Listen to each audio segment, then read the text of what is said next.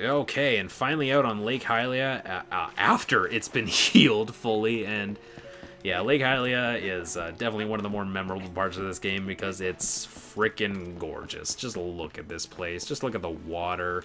Just listen to the music. It's just a happy place to be. It really is. So, and you know the drill. Now that we've actually restored light to the area, we can actually get quite a bit of optional stuff out of the way. So first off, if we actually head up here, we can actually grab this Howling Stone. No, we can't. Never mind. We're not a wolf anymore. Never mind. Ignore what I just said. We can't actually grab that one yet. What we can do is we can go back to Hyrule Castle Town if we get the chance and grab the wolf that's on top of there. But for now, let's actually talk to some of these folk. Oh, I see. Well, yeah, I'm pretty sure there's the temple at the bottom of the lake, so we're definitely going to want to go there eventually.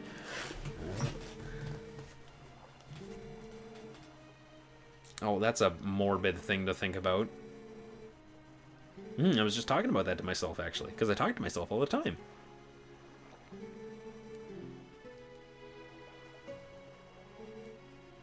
I might be.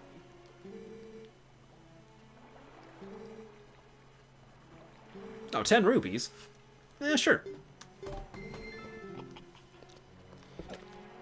Let me in. Oh god, just it sinks into the ocean. You're dead. He's actually a murderer. Why are there ukus on him? Why is there a bullet bill on his shoulder? What is this music? What is going on? This was the worst 10 rupees I've ever spent!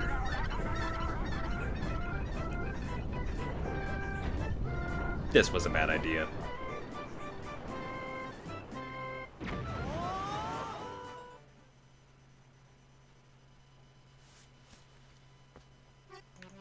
Okay, well good. I'm glad that Link made a soft landing instead of getting brain damage from that.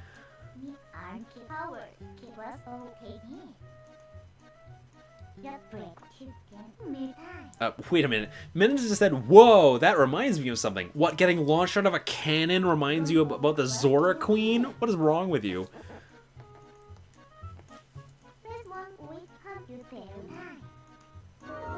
I guess so. So definitely heading to Hyrule Castle Town is one of our next things that we're going to need to do. After taking place in some side quests. Your face creeps me out. I'm just going to say that. 20 rupees? I was just cost 10 just to get up here.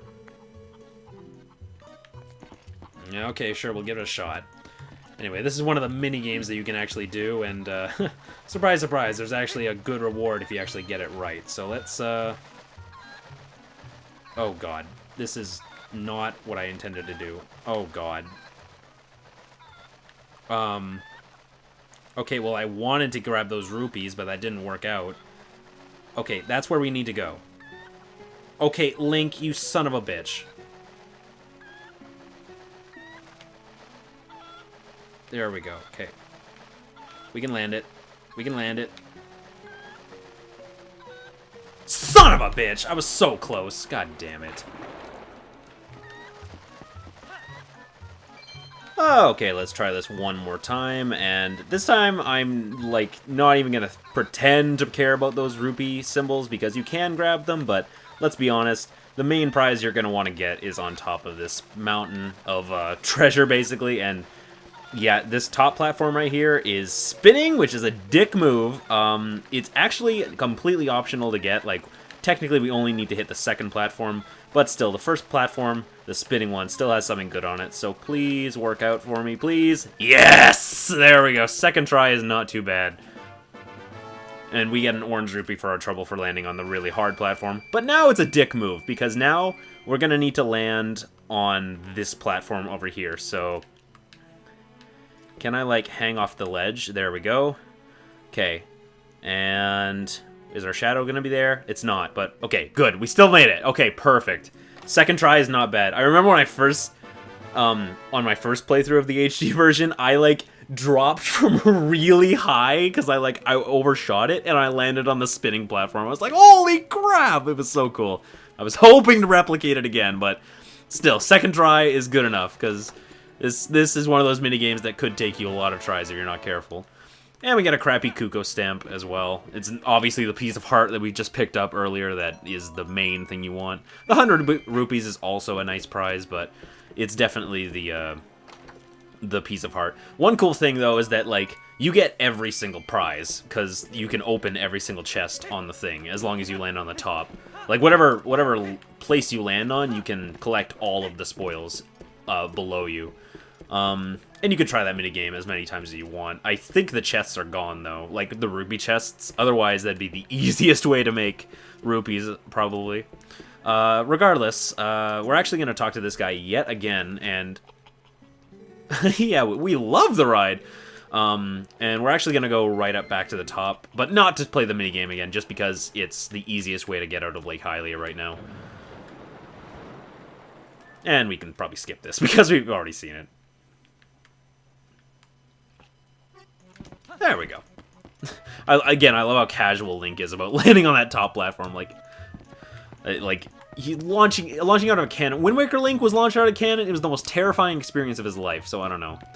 Anyway, if you take the cannon all the way up here, you can actually take this shortcut right out to Hyrule Field. So it's quite useful.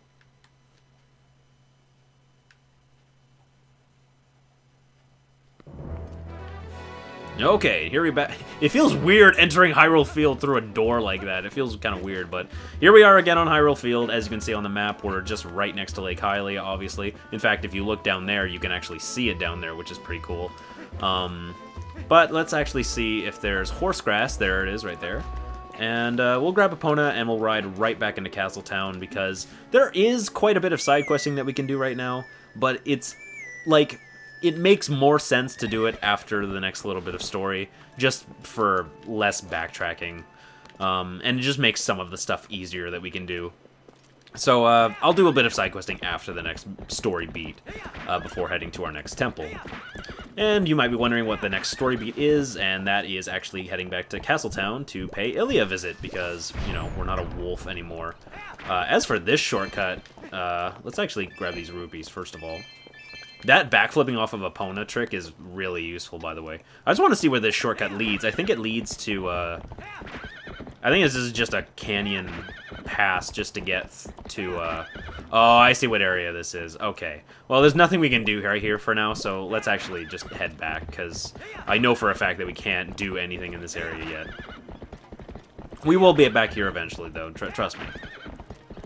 Let's actually make a right here, and, yeah, we'll just head back into Castletown. Whoa. It's kind of weird. Hyrule Field has, like, loading zones all over the place. Like, in some areas. Like, sometimes there's a loading zone, sometimes there isn't. It's kind of weird. I wish they had just gone with, like, there's either no loading zones or a loading zone every time. But it's really, oh god, that Bokoblin was really close. Oh yeah, well, I've got arrows too, asshole. Let me try that again. There we go. Yeah, bomb arrows are ridiculously powerful, by the way. I mean, you're expending arrows and bombs at the same time, so it's a bit balanced, but still, they're crazy powerful. Anyway, before stopping to Castletown, let's actually talk to this golden wolf that we unlocked a little bit earlier, and unlock a new sword technique. Ah, my face!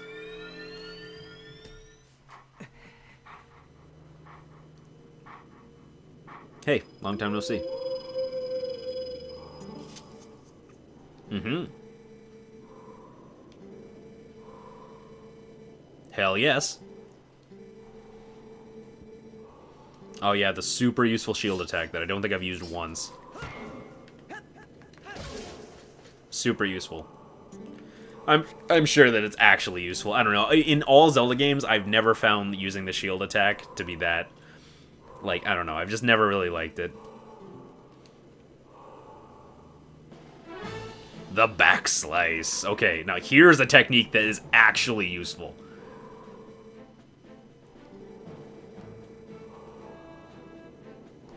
Mm-hmm. Link goes right for the rear all the time. Whoa! Acrobatic. Draw. Anyway, so yes, the backslice is a really easy technique to do. All you have to do is side hop and roll, and it'll just do a back slice. And if you pay attention, that's actually the same move that Wind Waker Link can do for one of his counter attacks by like pressing the A button when it glows. That's actually the same move too. And in Twilight Princess, it's one of the most useful moves in the game. That also looks really dumb the way Link just did it just now. It's kind of silly. Hands down, as far as like usefulness goes, like finishing blow and backslice are your bread and butter as far as Twilight Princess goes. Those are the ones you're going to be using the most. Thankfully, all of these sword techniques are like really easy to get to. I mean, like the Howling Stones are like basically directly in your way every single time. It's just you have to go a little bit out of the way sometimes to grab the wolf. But even then, like, it's really not a big deal. The techniques are pretty much always worth it, so... regardless, let's actually grab Epona again, and we'll ride right into Castletown. If Epona could turn properly. Ow! An arrow in my back. Why did Epona stop? Oh my god, she can't go across the bridge. That's silly. Oh god. Hello. How are you?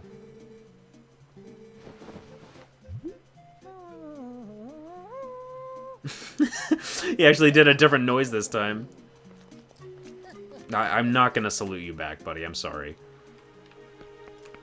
Anyway, yeah, let's head right into Castletown for the first time as Human Link, and nothing is covered in Twilight, so that's really nice. So let's pay the town a visit.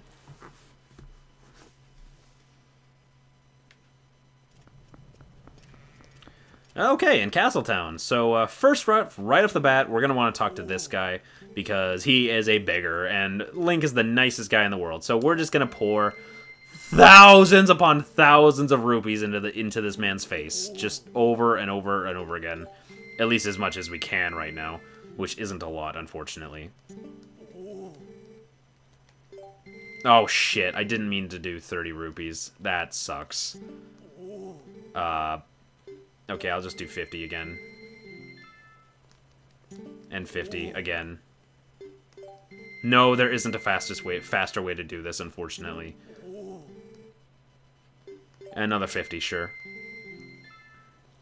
You know, I'm a madman, sure. Another 50. I'm not sure his stomach can contain any more, but sure, we'll give him another 50. Are you serious? God damn it. Okay, yeah. Like, for this guy, I'm just going to tell you out front, he's going to want 1,000 rupees before he's going to give anything in return. So we just poured, like, 300 into him, I think. Unfortunately, I chose 30, so I'm probably going to end up losing, like, 20 rupees more than I have to. But, regardless, actually, I guess I could give him another 30, and then I'll only be losing 10 in the end. Regardless, you only have to give him 1,000, and then you'll get your reward. So basically, just feed him when you walk into town when you have rupees. Which, speaking of, we're gonna get some more rupees right now. Anyway, this is the Castletown Square with hey, yeah, I wasn't planning on talking to you, but sure. Unfortunately, the town isn't really populated right now because it's nighttime. Also, the day will not turn to night during while you're in Castletown. The day-night cycle only happens while you're in Hyrule Field. In fact, yeah, I don't even think it happens in places like Lake Hylia. I think it has to be Hyrule Field. Anyway, this house we can't even actually do anything in yet. I'm just wondering where. There's a specific house that I'd like to go to. I'm just wondering where it is. That cat was following me. Okay, it's not on the right side of town. It's over here, for sure this time. Positive. Yeah, there we go. Okay. What is this humble abode? Never friggin' mind. That's actually not what I meant. It's this place, isn't it? Agatha's Castle. Wonderful. That sounds like, I don't know, just like the font coloring and everything. It sounds like might be a dangerous place for underage people. I don't know, it just sounds like, oh god, the lighting too. Oh god, what is going on here? I'm not liking the look of this. How is that? Do I look anything like a grasshopper? Young grasshopper. Maybe that's what she meant. She meant I'm a young grasshopper. Oh, nice to meet you. Oh. Well, I do remember picking up some golden bugs, so sure, I can give you some. Absolutely. Anyway, this is the Golden Bug side quest, and as you can see, there is a whopping 24 of these buggers, literal buggers, and basically you can turn them in to Agatha for cold, hard cash. Little cutie. Creepy. I did. Oh, you seem fine enough. Sweet! So yeah, your reward for turning in even a single bug of any kind is your first wallet upgrade. And I'm gonna be completely honest, this is gonna be the last one we're gonna get, because the other wallet upgrade is for all 24 bugs. So we're not gonna be doing that, not even close.